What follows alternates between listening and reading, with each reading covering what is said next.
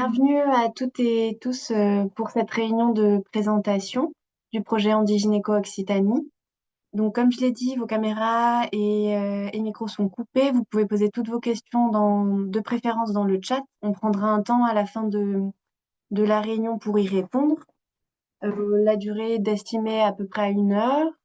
Et puis, on va se présenter une partie de l'équipe Handigynéco. Donc, moi, je suis Laurane Garcia-Cousteau et je suis chargée de projet Handigynéco Occitanie. Je suis Elsa Dou, la sage-femme référente du projet. Et c'est parti. Ok. Ce qu'on vous propose pour cette réunion de présentation, c'est d'abord d'avoir l'introduction par le docteur Céline Gary de notre interlocutrice à l'ARS Occitanie. Ensuite, on vous présentera rapidement les origines du projet Handigynéco pour ensuite prendre le temps de détailler le projet Handigynéco, notamment les interventions. On aura la chance d'avoir deux témoignages de sages-femmes, Mireille Pire et Léa Bouloc, qui sont déjà des sages-femmes engagées dans Handigynéco Occitanie. On prendra le temps après de vous présenter la formation des sages-femmes et les modalités pratiques. Puis, on parlera de l'engagement et des dédommagements par rapport au projet Handigynéco. Ensuite, on vous présentera les modalités d'inscription et les prochaines étapes.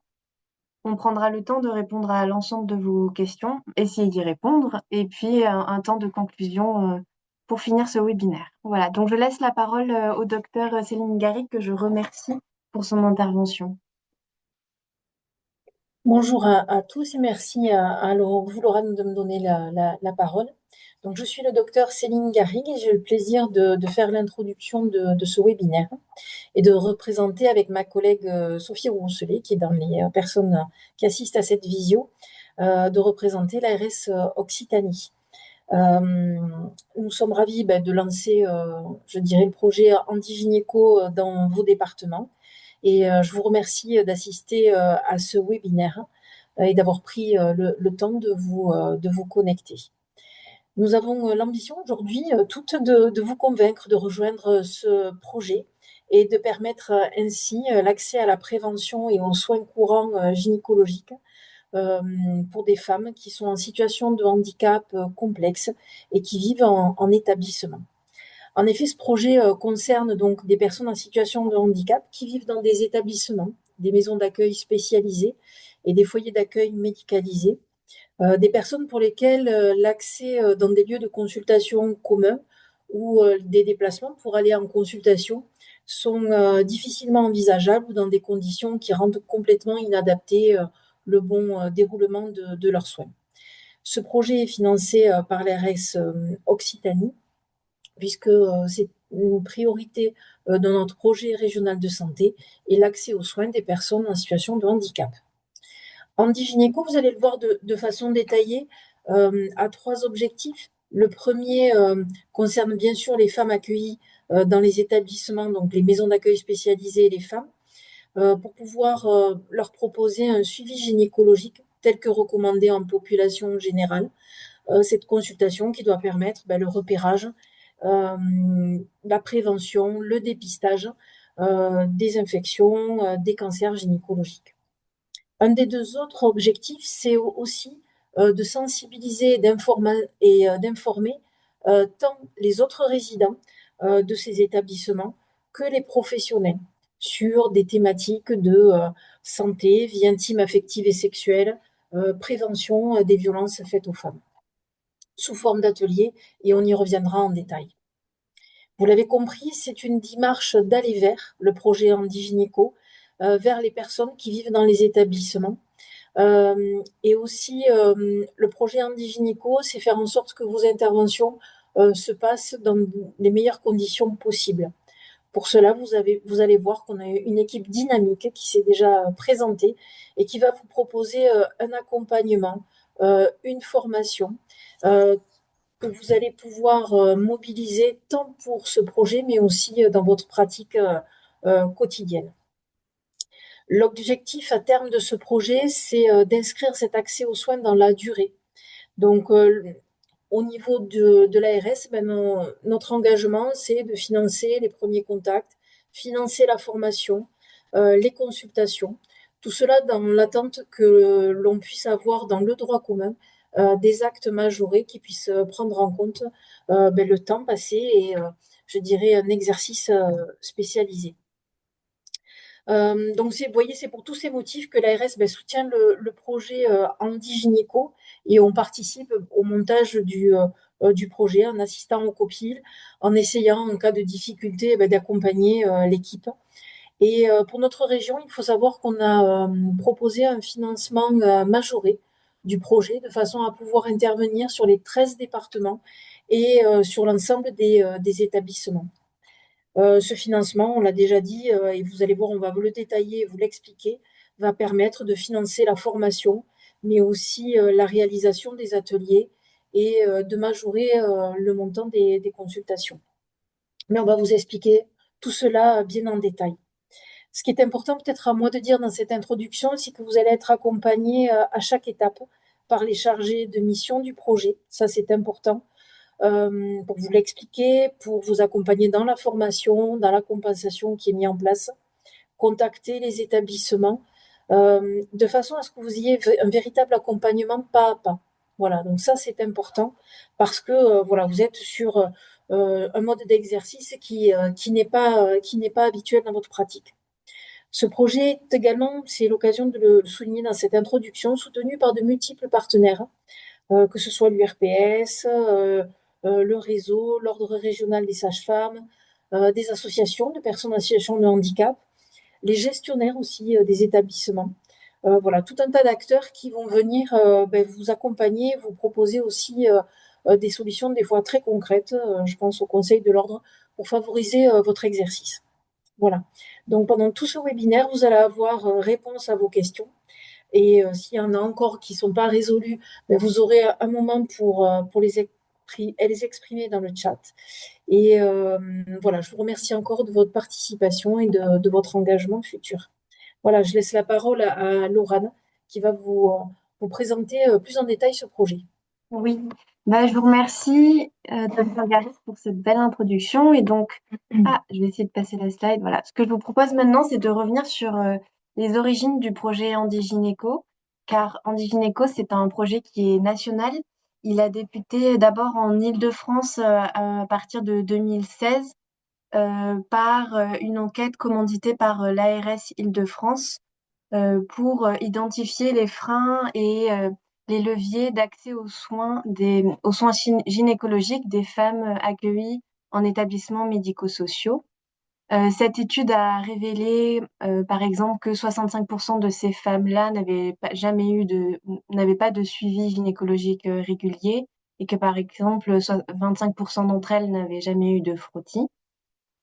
Et donc, suite à ces résultats de cette enquête, ont été mis en place des interventions d'abord dans le cadre d'une expérimentation, donc toujours en Île-de-France, où des sages-femmes libérales et volontaires ont pu intervenir dans ces établissements-là médico-sociaux pour y assurer différentes interventions.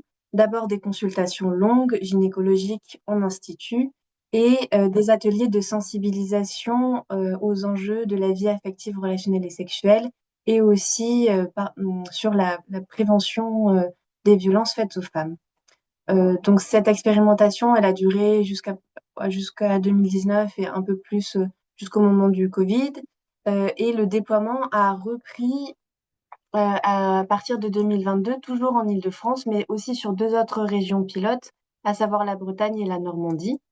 À la suite de cette première phase de déploiement, les évaluations ont été satisfaisantes et donc il a été voté en 2024 le déploiement national de Handigynéco.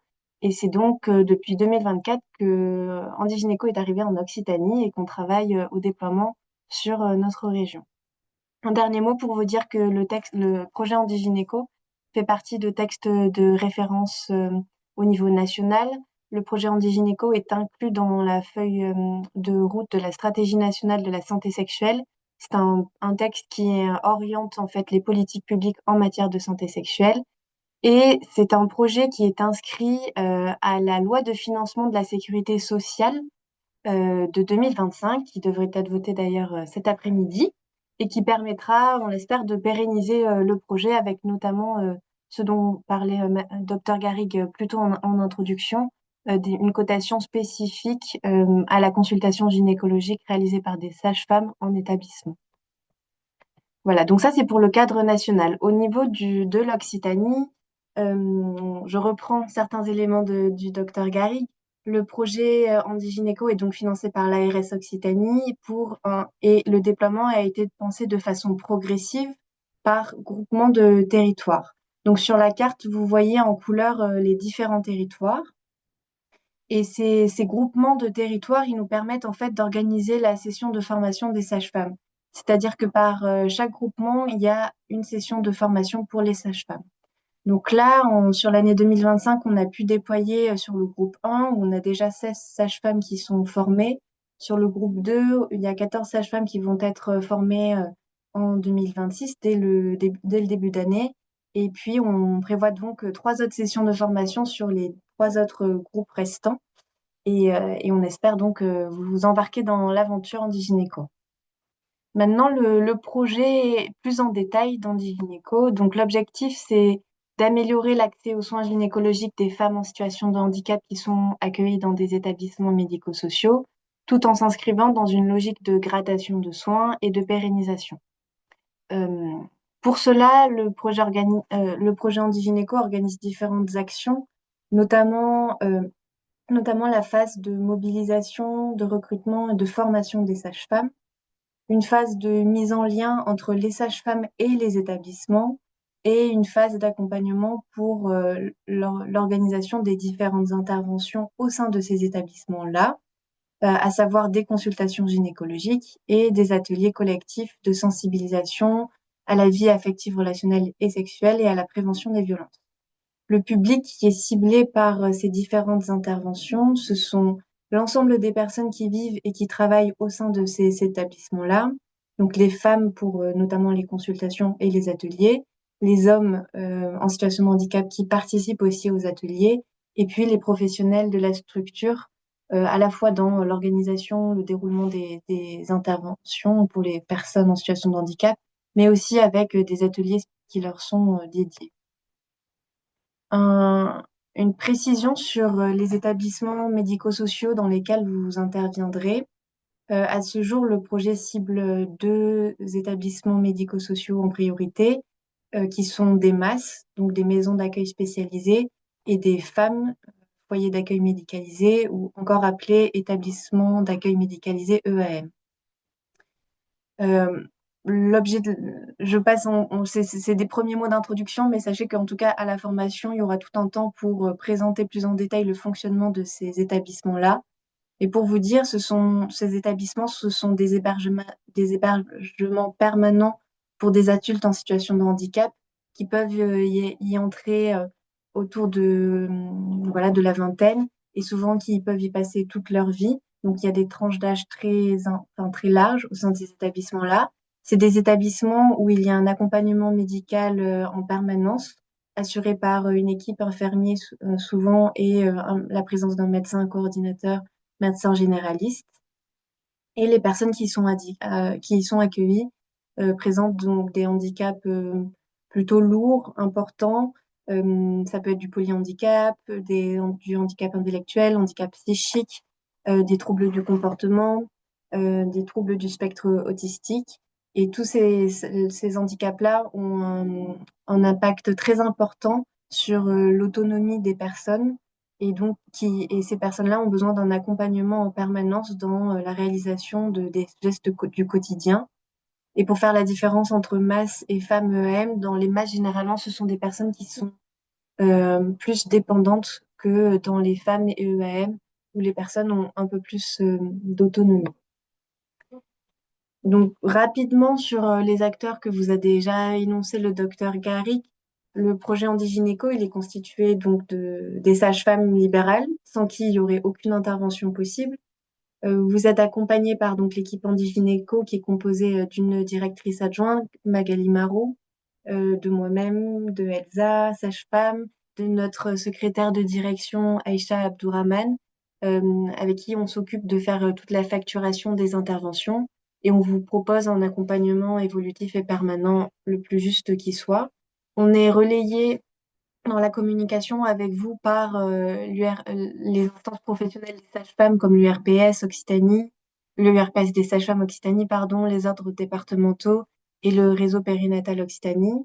On travaille donc en des liens très serrés avec l'ARS Occitanie et puis au niveau local avec les DT, donc les délégations départementales des ARS qui nous permettent de faire le relais, d'entrer en contact avec des CPTS ou bien même avec des établissements médico-sociaux et comme autre partie prenante très importante, donc les établissements médico-sociaux qui s'inscrivent dans le projet Handigynéco, eux aussi sur la base du volontariat.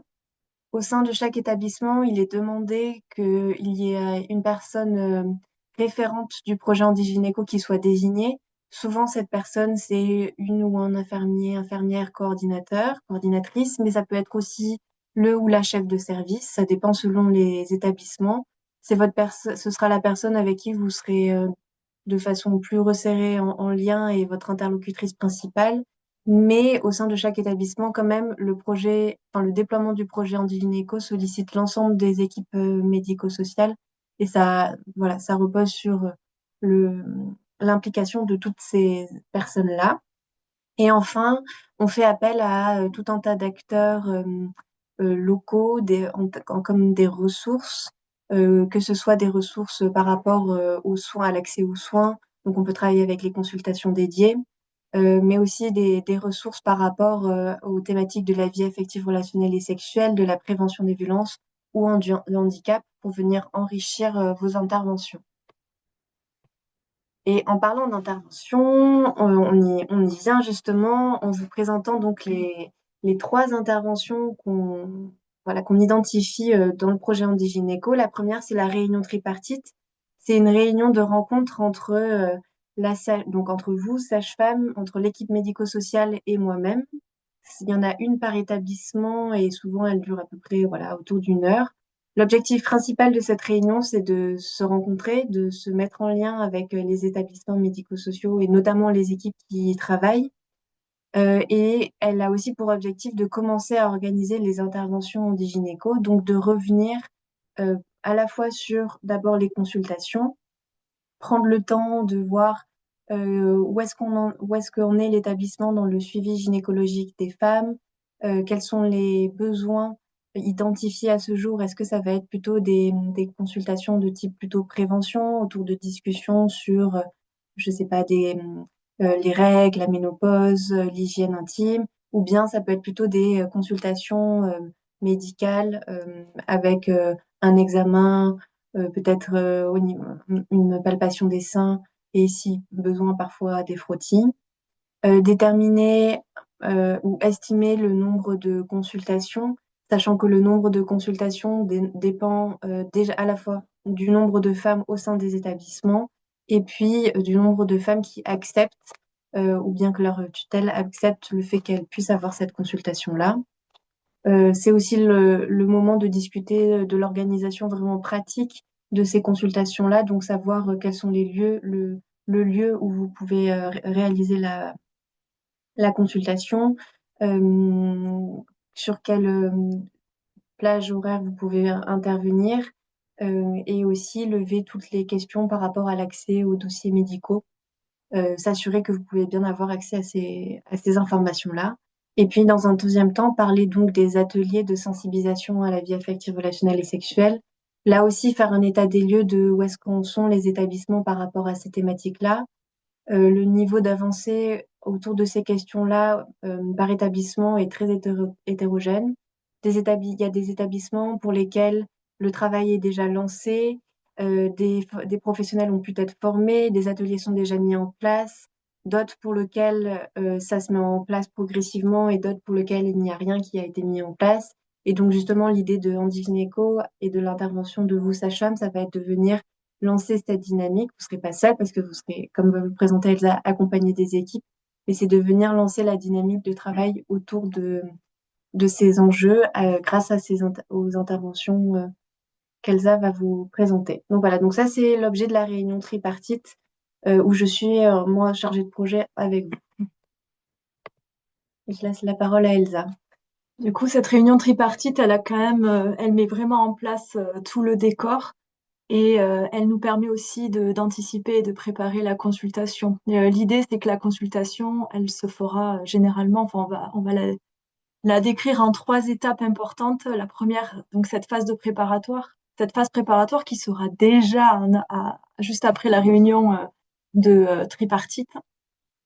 Cette préparation, c'est vraiment avoir un temps auprès des équipes que médicales, mais aussi les équipes éducatives pour avoir accès aux dossiers avec les antécédents médicaux, les traitements, vraiment le côté aspect très médical, mais aussi le côté recueil des données pour avoir des informations importantes, pour pouvoir rentrer en communication, pour savoir du coup quels troubles sensoriels peut avoir la personne, quels sont ses moyens d'apaisement. En tout cas, tous les éléments indispensables pour faire en sorte que la consultation se passe au mieux. Et cette phase préparatoire, elle va permettre aussi de préparer le lieu de la consultation, que ça soit le plus adapté possible. Généralement, même s'il y a une salle, une infirmerie dans les établissements, on privilégie quand même que la consultation se déroule au sein même de la chambre de la résidente pour vraiment la laisser dans son environnement. Mais ça peut être aussi réfléchir en aide humaine et en aide technique, qu'est-ce qui est nécessaire pour que la consultation se fasse au mieux. Donc, cette phase préparatoire, elle est indispensable pour toute consultation. Après, en soi, la consultation en elle-même, l'idée, c'est comme on est quand même dans un établissement avec des professionnels qui connaissent les résidentes, l'idée, c'est de pas y aller en mode solo. C'est pas comme en cabinet, là, on sera toujours accompagné. Le binôme, il est vraiment là pour un soutien humain ou un soutien aussi technique, pour l'aide à la mobilisation, pour faciliter aussi le mode de communication. La personne avec qui, du coup, vous allez faire les consultations, vous n'allez pas vous substituer à elle en termes de relation. C'est vraiment, ça va être un facilitateur, un élément de soutien pour que vous puissiez aussi créer cette relation avec la résidente qui est vraiment indispensable. Et j'ai oublié de vous parler aussi par rapport au consentement. Ça, c'est des choses aussi qui seront recueillies et dont on parlera en amont. Et après, la consultation proprement dite, c'est toujours du sur-mesure pour chaque patiente, bien sûr en fonction des symptômes que l'on aura décrits en amont et bien sûr de la demande. Mais l'examen, c'est pas y aller en mode on s'obstine à vouloir faire palpation, frottis. On est vraiment dans une réflexion de euh, tous les éléments bénéfices risque, qu'est-ce qui est le mieux et qu'est-ce qui est le plus adapté à la patiente à ce moment-là. Après cette consultation, il y a un temps de coordination, donc ça va dépendre aussi de comment on a mené la consultation, les raisons et les besoins pour le suivi. Ça peut être en interne au sein de l'équipe de soins, revoir avec l'équipe médicale, l'infirmière, s'il y a un traitement à mettre en place, un suivi particulier, ou s'il y a besoin d'une conduite à tenir auprès de médecins spécialistes, ou tout simplement une prescription d'examens complémentaires et du coup d'avoir recours aux soins de second recours. Sur ces phases-là de consultation, l'idée, vous avez vu déjà la réunion tripartite, elle est vraiment bien anticipée. On aborde les choses progressivement pour que vous puissiez vous être sensibilisé déjà par la formation, euh, que l'ambiance de l'établissement puisse être, qu'il y ait un environnement facilitant pour vous pour que vous puissiez mener à bien la consultation. L'idée, c'est que ça soit Laurane ou moi, on est toujours en soutien. En tout cas, on essaye vraiment de l'être. Il y a de la mise en place de groupes Signal, par exemple, pour qu'on puisse répondre s'il y a des questions plus urgentes, soit on est disponible par téléphone ou par mail, mais le groupe Signal peut être aussi un soutien communautaire entre sages-femmes indigénéco de votre territoire, pour vraiment qu'il y ait des partages de connaissances et de conduite à tenir.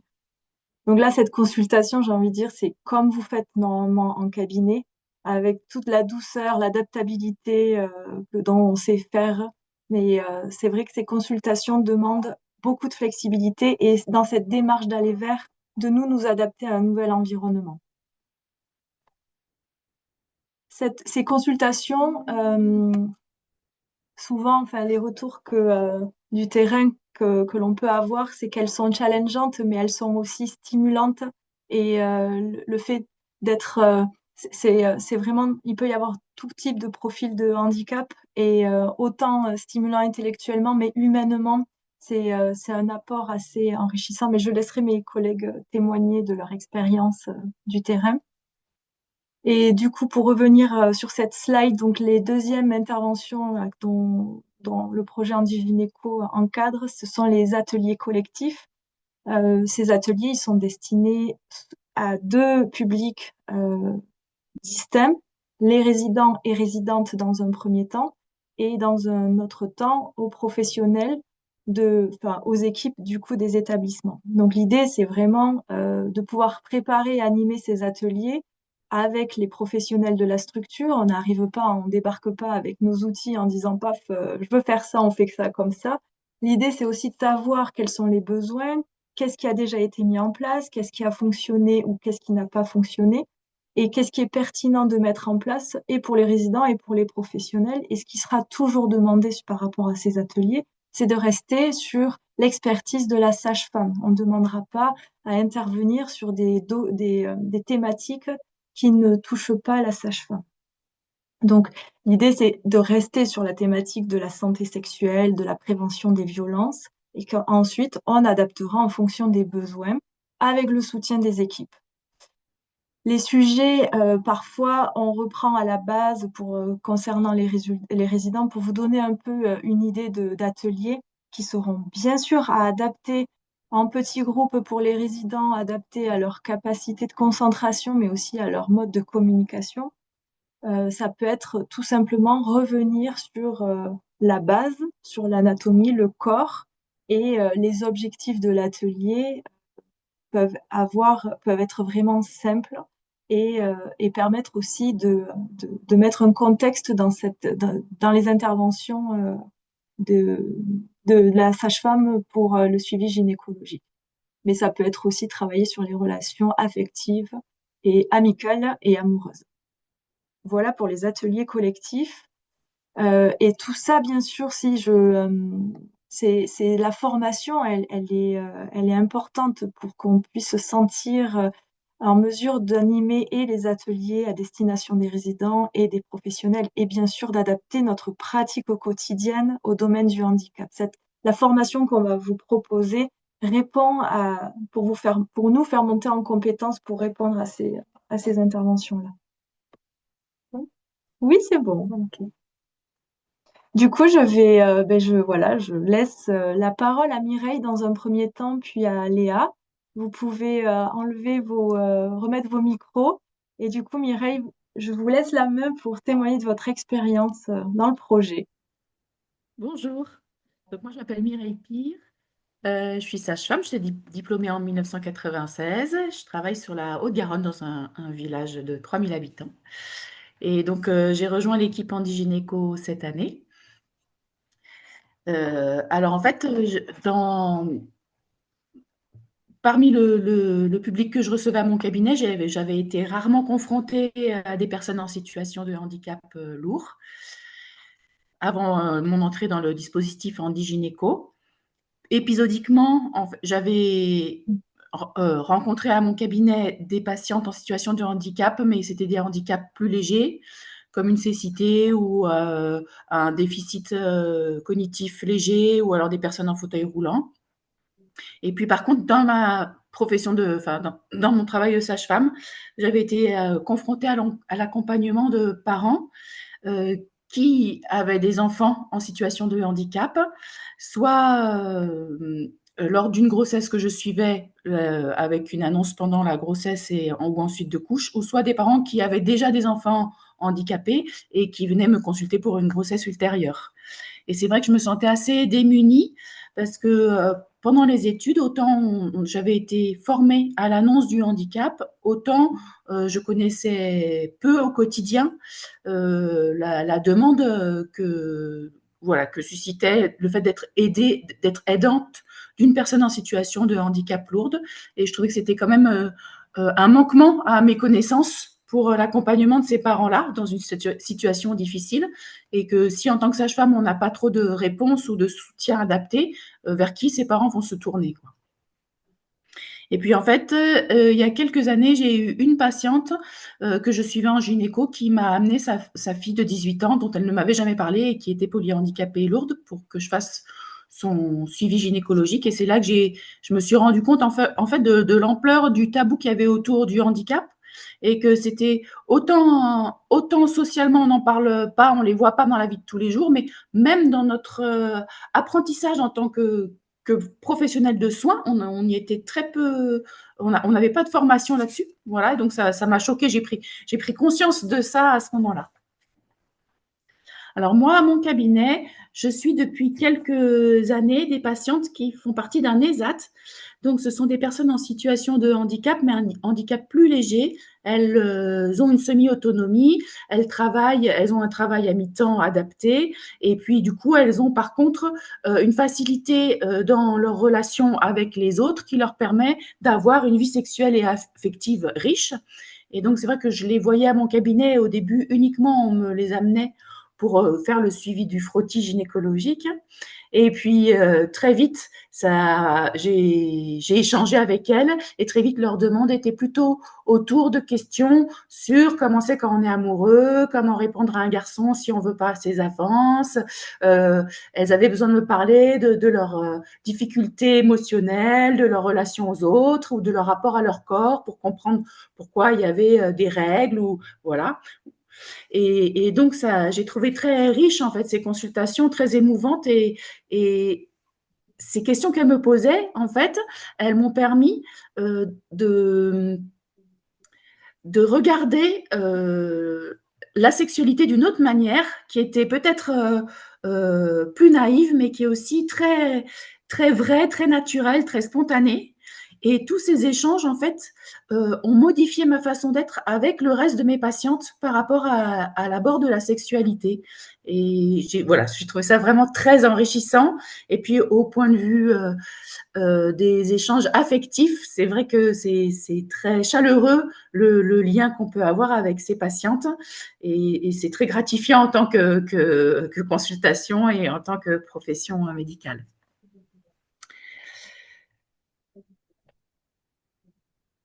Alors, par rapport à ma formation handi-gynéco, donc déjà, c'est une équipe qui est extrêmement bienveillante, qui est très à l'écoute et surtout qui est disponible. On voit que le temps est pris à chaque fois qu'on a une question. On peut poser cette question par téléphone, par SMS, par mail. Les réponses, elles sont vraiment adaptées en nous demandant si on a bien compris, si on a d'autres questions à la suite. Les échanges téléphoniques aussi, ils sont toujours très, enfin, disons, la réponse à notre demande vient très rapidement et avec des réponses concrètes qui sont très apaisantes pour nous. Et puis ensuite, on a eu la formation de 3 jours. Cette formation était quand même très complète. On a pu avoir des échanges, des témoignages avec des personnes en situation de handicap différents. Et donc ça, c'était très enrichissant, et c'était un peu un facilitateur par rapport à des inquiétudes ou des tabous qu'on se mettrait nous-mêmes, de pouvoir, dans dans ce contexte-là, poser des questions que peut-être on n'oserait pas poser sinon. Et du coup, ça libère la parole et la facilité d'échange par rapport aux personnes en situation de handicap. Et puis ensuite, on a eu beaucoup de réflexions sur nos propres limites et nos propres façons d'appréhender le handicap, et puis la sexualité et la vie relationnelle affective pour les personnes en situation de handicap. Et cette réflexion personnelle permet d'évoluer soi-même et d'être plus à l'aise en fait avec le fait d'aborder ces questions, en fait, simplement, parce que c'est souvent des limites inconscientes qu'on s'est mis, et juste on se sent pas à l'aise alors que il suffit de l'énoncer et après on voit que ça n'avait pas lieu d'être. Voilà. Ensuite, on a eu beaucoup d'outils très pratiques pour pouvoir mettre en place des ateliers, pour pouvoir mettre en place des consultations et des mises en situation des jeux de rôle, des échanges, enfin beaucoup vraiment d'outils qui font que autant avant j'ai été très inquiète pour mettre en place ces ateliers, autant maintenant je me sens vraiment paisible. Voilà, moi j'ai pas encore mis en place d'atelier. J'ai été voir, par contre, j'ai fait les réunions tripartites.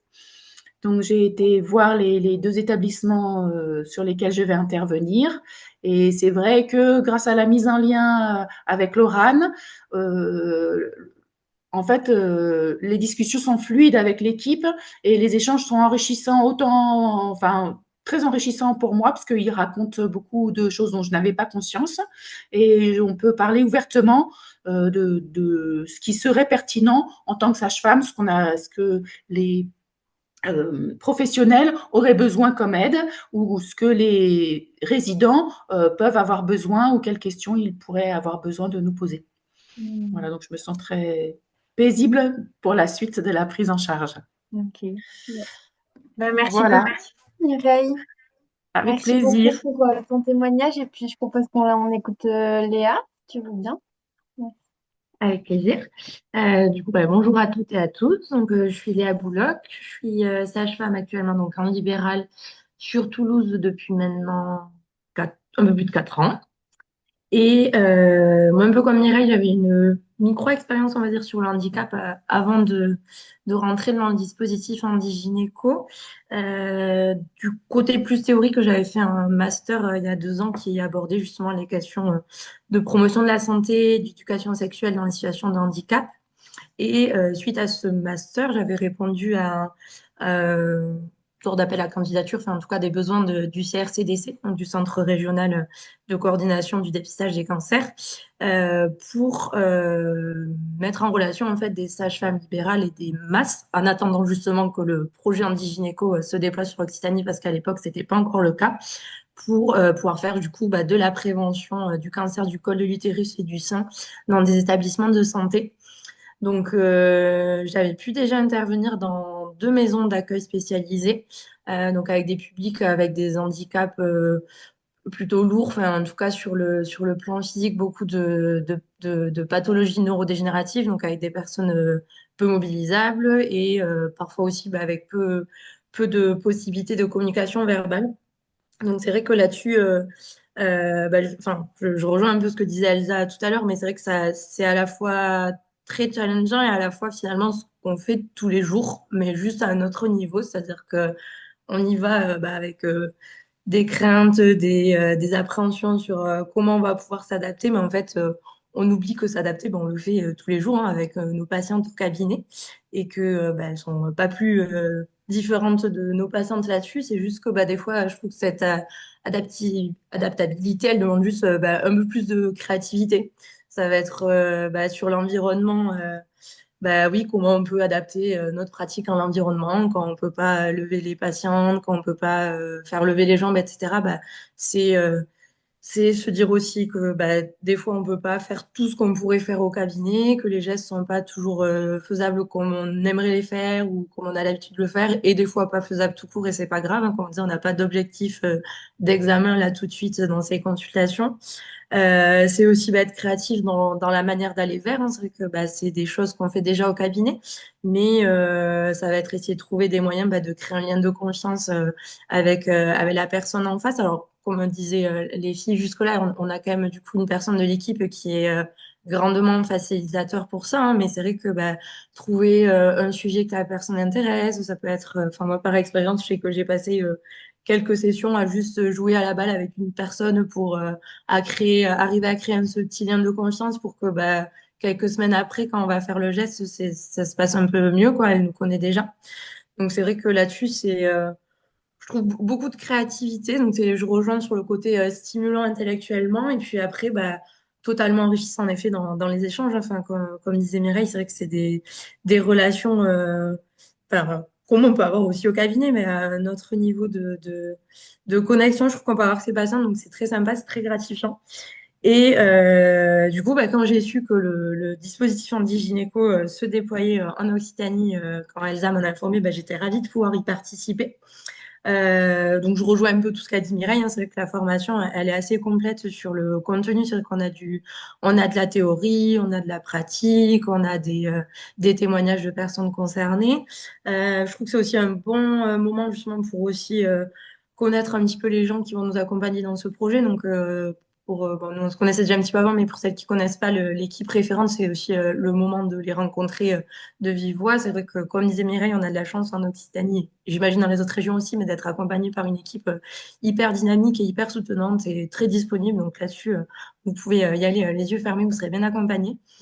Et c'est aussi un moyen de rencontrer l'équipe de la promo, dont faisait partie Mireille également. Donc c'est aussi un chouette moment pour échanger parce qu'on se rend compte qu'en fait on a tout un peu plus ou moins les mêmes appréhensions, les mêmes craintes, les mêmes angoisses. Donc c'est aussi pouvoir poser tout ça et se dire en fait ça va. Et du coup, suite à ça, moi, j'en suis dans le projet. Suite à la formation du coup en gynéco qui avait lieu donc il y a 2 mois maintenant, j'ai pu faire les réunions tripartites. Donc c'est vrai que là-dessus, les équipes sont hyper disposées à nous recevoir, accueillantes, disponibles pour nos questions, parce qu'elles sont quand même dans cette démarche active de vouloir participer au projet. C'est des fois des établissements qui ont aussi envie de mettre ça enfin, installer ça dans du long terme, dans un projet du comité éthique. Enfin, il y a plein d'équipes vraiment très motivées là-dessus. Donc, moi, les établissements, c'est vrai que, voilà, on y a été avec Laurent, je trouve qu'on a eu un très bon accueil sur les 3 établissements qu'on a rencontrés. Euh, c'est vrai que c'est chouette de voir aussi qu'en fait, ce qu'une des craintes, c'est de se dire, oh là là, mais j'ai jamais fait, mais on est accompagné en fait par des personnes qui ont l'habitude de ce public-là. Donc, les cadres, elles sont là, comme on l'a dit, pour nous expliquer déjà où en est le projet, pour nous donner accès au dossier. Enfin, là-dessus, il n'y a pas de souci. Moi, j'ai eu les codes très rapidement pour accéder au dossier. L'équipe, souvent, il y a une petite partie de l'équipe un peu référente du projet qui sont là aussi pour assister parfois aux réunions, qui nous accompagnent aussi sur les interventions, sur les consultations, et elles sont là aussi parce que elles ont envie d'être là, donc elles sont vraiment très facilitantes et aidantes pour nous dans ce projet-là. Et c'est vrai que du coup, pour la suite, je rejoins Mireille que je trouve que pour la suite des interventions, donc moi, je n'ai fait qu'une seule où j'ai pu présenter plus dans les sujets qu'on avait évoqués, plus la consultation gynéco. Alors, c'était plus un moyen en fait de me présenter auprès des personnes, mais du coup, on a pris un petit temps pour présenter la consultation gynéco, ce qui pouvait être fait ou pas fait d'ailleurs. Et là aussi, c'est vrai que c'est très facilitant à l'avance, hein, parce que je savais déjà le public que j'allais avoir, quelles étaient un peu leurs capacités de compréhension, de communication. Les membres de l'équipe ont tenu aussi à assister, donc c'était vachement facilitant pour gérer les personnes quand c'était trop en termes d'attention, parce que c'est sûr que c'est pas comme on a l'habitude, hein. Des fois, nous, une consultation, c'est 30 minutes, mais des fois, là, l'intervention, au bout de 10 minutes, c'est déjà trop en termes de concentration pour elles. Donc, c'est aussi toute cette adaptabilité-là aussi, hein, qu'il faut trouver. Et c'est vrai que pour la suite, moi, je trouve que c'est vrai on peut que y aller sereinement parce que c'est très fluide. Enfin, je trouve que les équipes, elles sont très, très facilitantes là-dessus. Faut pas avoir peur aussi, je trouve, pour tout ce qui est planning, parce que je trouve que les établissements sont très flexibles aussi sur nos dispos, quand est-ce qu'on va pouvoir y aller, à quelle fréquence. Enfin, ils nous imposent pas d'y aller à telle date, à tel rythme. Donc, avec notre cabinet à côté, je trouve que ça se fait très bien aussi.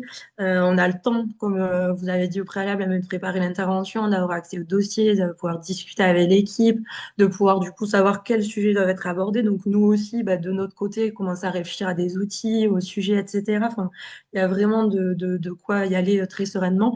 Et encore une fois, en plus, si on a des questions, on a l'équipe en gynéco qui est présente pour y répondre. Donc franchement, c'est très, enfin, je trouve que c'est vraiment tout est fait pour que ce soit le plus fluide possible, que ce soit de la part, enfin, que ce soit la formation de la part des équipes, la formation en gynéco. Donc vraiment, allez-y. Eh ben, merci beaucoup, merci Léa et merci encore une fois Mireille pour vos témoignages qui, j'espère, rendent le projet un peu plus incarné et puis vous donnent envie surtout de nous rejoindre. Ça met la pression pour Ça nous, met la la classe. Bref, je disais, surtout d'enchaîner, de reprendre la suite de la présentation pour vous parler justement de la formation des sages-femmes. Donc, comme on dit Mireille et Léa un peu plus tôt, l'objectif de ces de ces formations, ça va être de développer de nouvelles compétences professionnelles pour justement pouvoir intervenir de façon la plus sereine au sein de ces établissements-là. L'idée, ça va pas être de faire de vous des experts et expertes du handicap en 3 jours, c'est impossible, mais ça va être de vous donner un maximum d'outils, de connaissances sur quels sont les handicaps que vous allez rencontrer, quels sont les établissements dans lesquels vous allez intervenir, quels sont les professionnels qui y travaillent, avec qui vous allez pouvoir travailler. Ça va être ça côté vraiment établissements médico-sociaux, et, enfin le fonctionnement de ce secteur-là. Ça va être aussi de vous donner de quoi adapter la consultation gynécologique euh, que vous savez déjà faire, mais là, c'est l'ajuster en fonction du handicap que vous rencontrerez. Et puis, ça va être dans un dernier pan de vous donner plein d'outils, des connaissances, des postures pour animer des ateliers collectifs, tant pour les personnes accompagnées. Donc, ça va être quelles sont les thématiques qu'on peut aborder, comment on peut les aborder, quels sont les moyens de communication qui existent, vous familiariser avec voilà, ces moyens qui existent, vous présenter des outils qui peuvent exister pour animer ces ateliers-là, vous donner toutes les, voilà, vous présenter notre base, enfin notre outil collaboratif, un Padlet, où vous avez en ligne des ressources pour justement travailler en amont et préparer ces ateliers pour les personnes en situation de handicap, et aussi comment animer un atelier pour cette fois-ci les professionnels, parce que c'est pas forcément la même posture, ça demande pas la même préparation, les mêmes outils. Donc c'est voilà, aborder tout ça en 3 jours pour faire descendre la pression et vous en fait réaliser que vous êtes largement capable d'intervenir au sein de ces établissements-là. Et surtout que vous n'êtes pas seul et que c'est un travail collectif. Par rapport aux modalités, par rapport aux modalités de la formation, c'est une formation donc qui est sur 3 jours consécutifs en présentiel. Elle est réservée donc aux sages-femmes handigynéco qui seront conventionnées, donc qui seront inscrites et avec qui on aura signé une convention. Et on apporte un dédommagement à hauteur de 350 € pour les 3 jours, tout frais compris. Et je précise que les repas du midi sont pris en charge par Handigynéco. Pour pouvoir donc participer tant au projet qu'à la formation, il faut être donc une sage-femme libérale, avoir des compétences en gynécologie et avoir signé la convention. Et en ce qui concerne le programme de formation, cette fois-ci, il sera un peu différent que la formation qu'a fait Mireille et Léa, mais elle sera tout aussi complète et on fera appel cette fois-ci à des formatrices locales et des intervenants locaux, des représentants des consultations dédiées, des représentants et représentantes des établissements médico-sociaux, des sages-femmes handigynéco et d'autres intervenants. Donc ça, c'est pour les modalités. Maintenant, concernant les dates et les lieux de formation. À vos agendas. À vos agendas, plus ou moins. Oui. Mais surtout, il faudra rester éveillé par rapport à ces dates-là qui vont bientôt être fixées.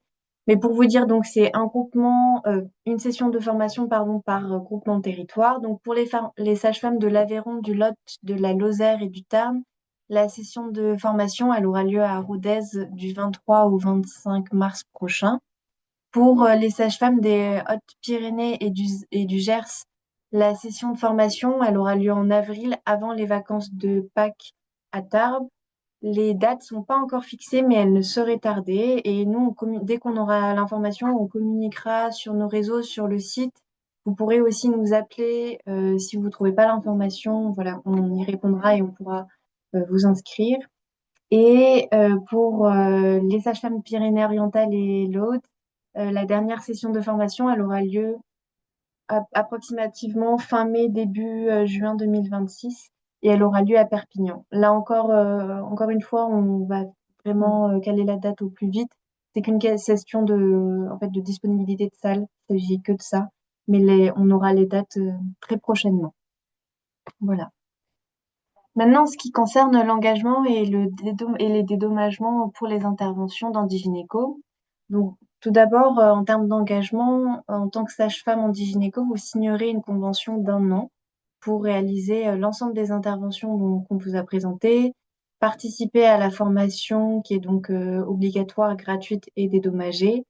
Et cette convention-là aussi, elle notera les différents établissements dans lesquels vous interviendrez, sachant qu'au maximum, vous pouvez intervenir dans 3 établissements. Aujourd'hui, le nombre moyen d'établissements par sage-femme, il est plutôt autour de 2, quand même. Sauf Léa. Sauf Léa, oui, sauf Léa, qui en a 3. Par rapport au dédommagement des actions. Donc, pour la réunion de présentation, la réunion tripartite que je vous ai présentée, s'il y en a une par établissement, et elle est dédommagée à hauteur de 80 € par réunion. Pour la consultation, le projet Handigynéco apporte un forfait pour la consultation longue, une fois par femme.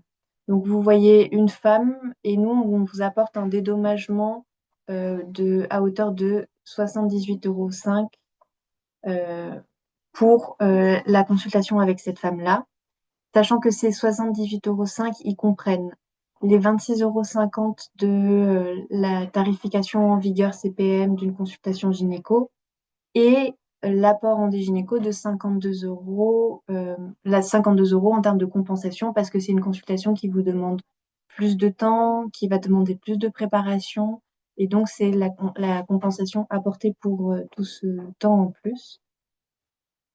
Et dans les 78,05 €, on comprend aussi les frais de déplacement et les indemnités kilométriques. Pour les ateliers, pour les personnes en situation de handicap, il y en a 3 par établissement. C'est environ 2 heures par atelier et dans les 2 heures, on comprend le temps de préparation. Souvent, le temps d'intervention, il est jamais de 2 heures, c'est trop pour des personnes. Mais c'est pour ça que dans les 2 heures, il y a le temps de préparation qui est compris. Et là, vous êtes rémunéré à hauteur de 100 € par atelier.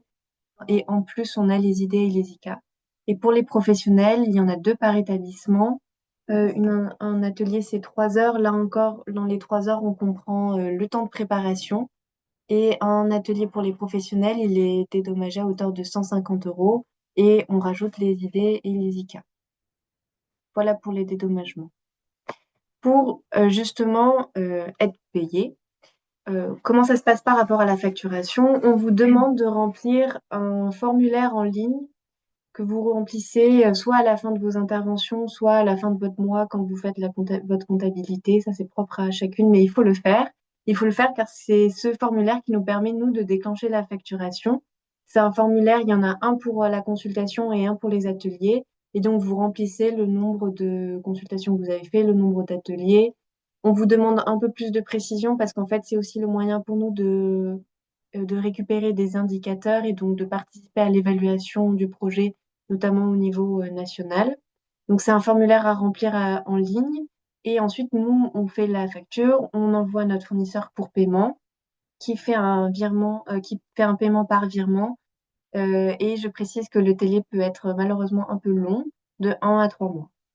Par rapport à l'articulation de votre activité libérale et de l'activité handigynéco, c'est une organisation qui est vraiment adaptée à votre emploi du temps, à vos disponibilités. Comme l'a dit Léa, les établissements sont relativement flexibles sur ça. Ils s'arrangent en fonction de vos disponibilités. La fréquence des interventions, elle est à peu près évaluée à une demi-journée par mois ou une journée complète. Encore une fois, c'est selon vous comment vous préférez vous organiser. Et le calendrier prévisionnel, il est à réfléchir dès la réunion tripartite, mais après, c'est vraiment entre vous et l'établissement, vous vous organisez selon vos disponibilités. Nous, en tant qu'équipe Handigynéco, on n'a pas à savoir quand est-ce que vous intervenez au sein de ces établissements-là. On a juste besoin de savoir ce que vous avez fait pour pouvoir vous rémunérer. Voilà, donc maintenant on arrive aux prochaines étapes et aux inscriptions, au processus d'inscription. Donc pour vous inscrire au projet Handigynéco, vous pouvez là scanner le QR code ou bien retrouver en ligne le lien d'inscription qui est déjà sur le site internet Handigynéco. Vous vous inscrivez via ce formulaire-là. On revient vers vous, Elsa ou moi, pour un premier entretien téléphonique revenir sur les conditions de participation au projet Handigynéco, s'assurer que tout est bien compris. Et on validera, et puis aussi discuter de quel appariement serait possible selon soit votre domicile, soit votre cabinet.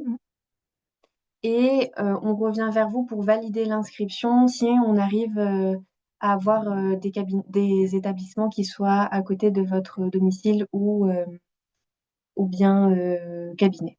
Ça, c'est tout le challenge aussi de l'appariement Ouais. qui permet de valider l'inscription en respectant le territoire qu'on vous envoie pas à 1 heure et demie de chez vous.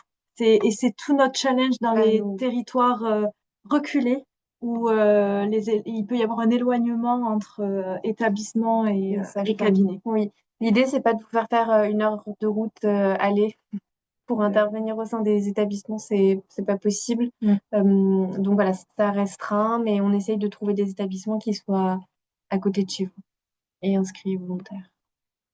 Voilà, donc ça c'est pour le processus d'inscription. Après, en termes de temporalité, pour les sages-femmes de l'Aveyron, du Lot, de la Lozère et du Tarn, pardon, la Lozère, on reviendra vers vous dès janvier pour procéder à l'inscription et voir les appariements possibles pour la session de formation en mars. Pour les sages-femmes du Gers et des Hautes-Pyrénées, on reviendra vers vous dès février pour la session de formation, donc en avril à Tarbes. Et pour les sages-femmes de Perpignan, de l'Aude et des Pyrénées-Orientales, on reviendra vers vous plutôt vers donc, le mois d'avril pour la session de formation qui aura lieu à Perpignan. Et une fois que que votre inscription elle a été validée pour la formation, on commence aussi la mise en lien avec les établissements pour prévoir et anticiper ces réunions tripartites. Parce que le déroulé, c'est qu'en gros, vous conventionnez avec nous, vous faites la formation, vous faites la réunion tripartite et ensuite vous pouvez intervenir au sein des établissements médico-sociaux pour assurer les interventions. Mais je précise que pour tous les départements, vous pouvez vous inscrire dès à présent. Oui, merci. Oui, oui, oui. Là, les inscriptions sont ouvertes, donc n'hésitez pas si vous voulez vous inscrire dès maintenant. Voilà, même nous, ça nous convient mieux. Voilà, donc maintenant, c'est le moment des questions. Je Oui. sais pas. Oui, donc on a quelques de petites minutes pour répondre à vos questions s'il y en a. Et il faut les poser dans le chat, encore une fois, car vous n'avez pas les micros. Après, s'il n'y a pas de questions à chaud, on peut dire aussi que nous, ah, il y en a une un peu là. Ok. Nous, on pourra y répondre plus tard. Alors, par exemple, pour là, la situation, je vous propose qu'on revienne vers vous. Oui. Ah oui, en plus, on a déjà votre inscription et on avait déjà repéré ça. Bonjour Donc, Brice. bonjour Brice, on reviendra vers vous justement pour en discuter. Quand on disait qu'on ne voulait pas vous obliger à faire 1 heure de route, l'idée c'est toujours en lien avec vous, vos besoins et si la demande elle émane de vous et que c'est pas problématique, on va pas fermer l'appariement, mais si je peux vous rassurer. Mais on va pas vous obliger non plus à faire 1 heure et demie de route. Oui. C'est pas ça. C'est pas Ouais. ça. C'est plutôt dans ce sens-là. Ouais. Mais, Voilà. mais on Mais on reviendra. reviendra vers vous, oui. Et s'il n'y a pas d'autres questions aujourd'hui, en tout cas, nous, on est disponible. Alors, y On dit a-t-il qu'il y a des des questions formations? dans le chat, en fait. Ah oui, c'est super, ça arrive. Ok. Alors, oula, Ah oui, on n'avait pas vu tout ça. Alors, merci. Oui. merci. Alors, Alors, la formation, les formations, elles se font en semaine. Elles se font généralement donc à partir du mardi. Ça peut être du mardi au jeudi ou du mercredi au vendredi.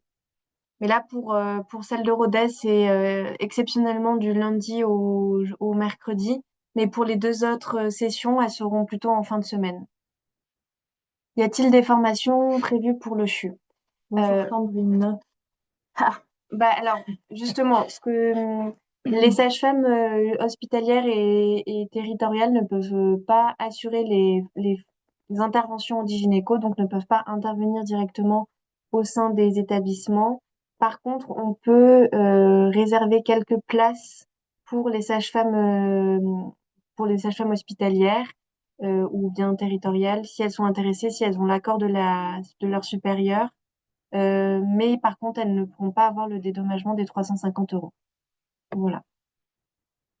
Et pour vous inscrire, c'est la même façon. Il n'y a pas une inscription spécifique à la formation. Vous vous inscrivez sur le lien, le formulaire qui est déjà en ligne. Et nous, on verra en fait que vous n'êtes pas libéral et on reviendra vers vous pour voilà, clarifier les choses et s'assurer que c'est bien pour la formation. Alors, le dispositif est-il exclusivement pour les établissements ou est-il adaptable pour des visites à domicile ou des patientes ayant des difficultés à se mobiliser jusqu'au cabinet? Alors, pour ce qui en est pour ce qui en est de Handigynéco aujourd'hui, malheureusement, c'est que pour les établissements. En tout cas, là, les interventions et les prises en charge dont on vous parle, c'est uniquement pour des sages-femmes qui interviennent au sein des établissements médico-sociaux.